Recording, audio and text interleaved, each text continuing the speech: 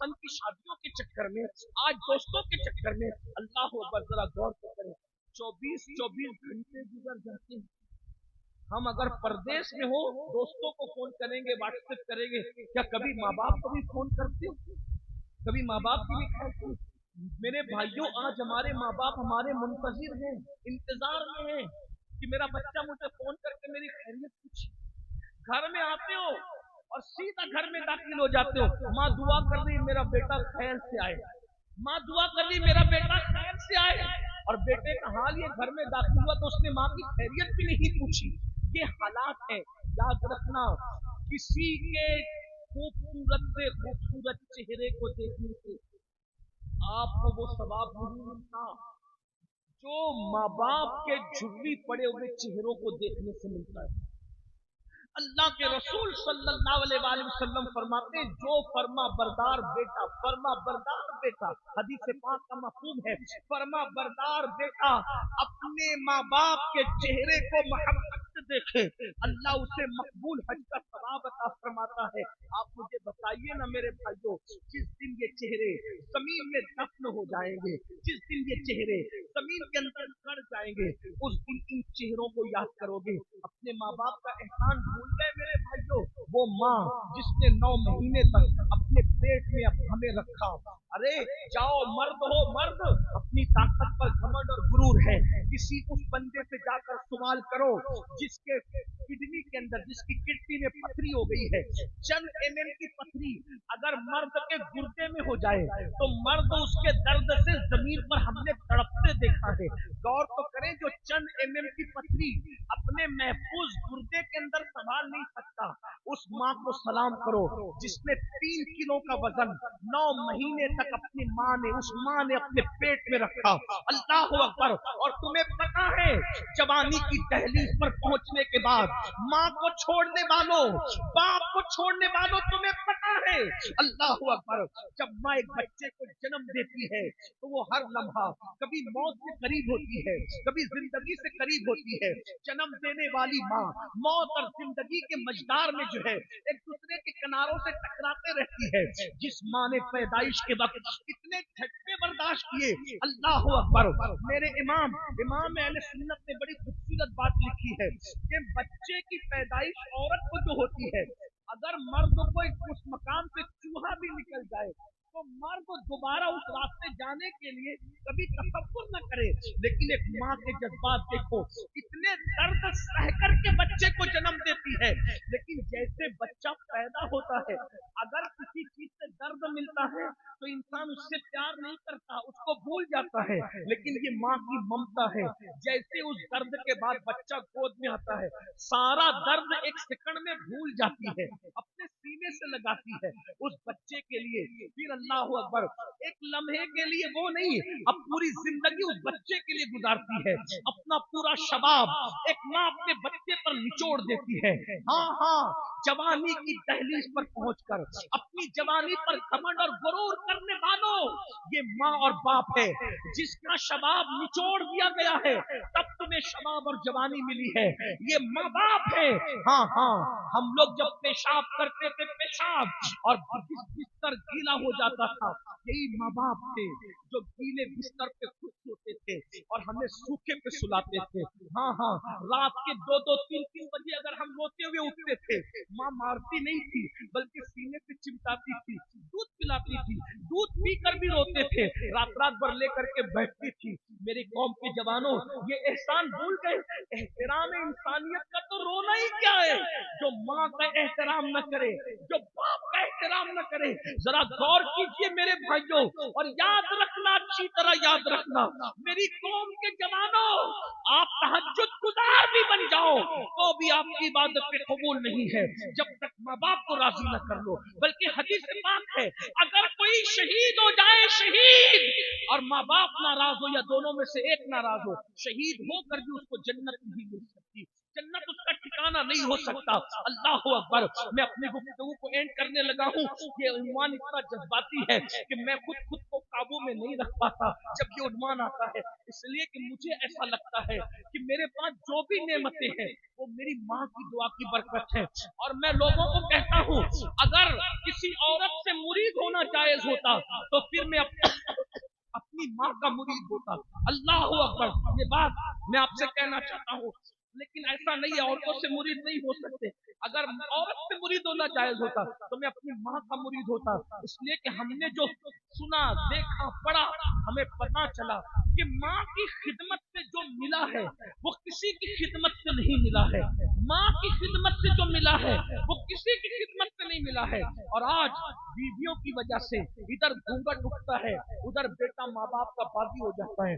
आइए मैं चंद बातें अर्ज करके अपनी बात को एंड की तरफ पहुंचाऊं। उन्वान जो आ गया उसको पूरा कर लेते हैं। अल्लाह अकबर। माँ, बच्चा कितना भी बेवफाई, कितना ही बेवफाई, कितनी बेवफाई, माँ अपने बच्चे से प्यार नहीं छोड़ती। बल्कि बुजुर्गों ने कहा कि अगर माँ मर भी जाए तो माँ के मुर्दा दिल में भी बच्चों के लिए जज्बात जिंदा रहे। जुमले पे गौर करना, माँ के मुर्दा दिल में बच्चों के लिए जज्बात जिंदा रहते, माँ उसको कहते हैं। माँ को समझा ही नहीं। बल्कि एक बात कह दूं, अभी उम्मी पर बात कर रहे थे, अल्लाह ने उम्मी से बना है और अरबी में कहते हैं माँ को। तो उम्मी का मतलब एक ये भी है माँ वाला है। नबी के शान ये है माँ वाला, क्योंकि नबी ने माँ, अब ये माँ वाले के लिए बहुत तशरीह हो सकती है, ये माँ वाला क्यों कहा गया? इसलिए कि जो माल से मोहब्बत करे सबसे ज्यादा, लोग कहते हैं ये तो माल वाला है। जो इल्म से मोहब्बत करे सबसे ज्यादा, लोग कहते हैं ये इल्म वाला है। लोग अपने वतन से मोहब्बत करे तो ये मुंबई वाला है, ये रुद्रपुर वाला है। हुजूर को उम्मी इस माना में कहा गया, अगर कहा जाए कि माँ वाला, तो इससे पता चल रहा है कि नबी अपनी माँ से कितनी मोहब्बत फरमाते हैं, कितनी मोहब्बत करते।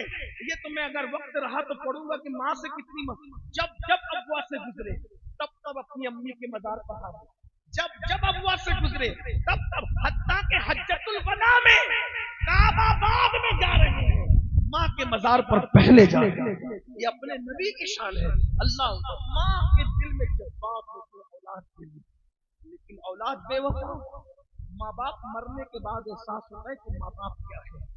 एक मर्तबा एक जवान ने पढ़ा लिखा, पढ़ लिया, बहुत आगे बढ़ गया। माँ ने उसकी शादी की तो पढ़े लिखे शौहर के लिए पढ़ी लिखी बीवी ढूंढा।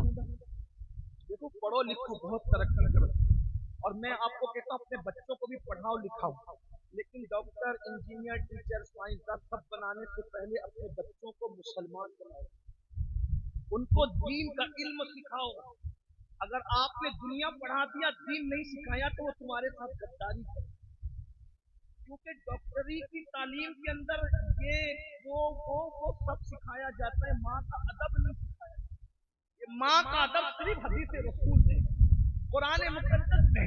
साइंस के अंदर सारे ज़ाब्ते पढ़ाए जाते हैं, मैं साइंस का मुखालिफ भी पढ़ाओ, लेकिन माँ बाप की ताज़ीम, बड़ों का एहतराम सिर्फ कुरान और हदीस में आपको मिलेगा। और जिन लोगों ने लिया है वो कहीं ना कहीं से इस्लाम से छुड़ाया है।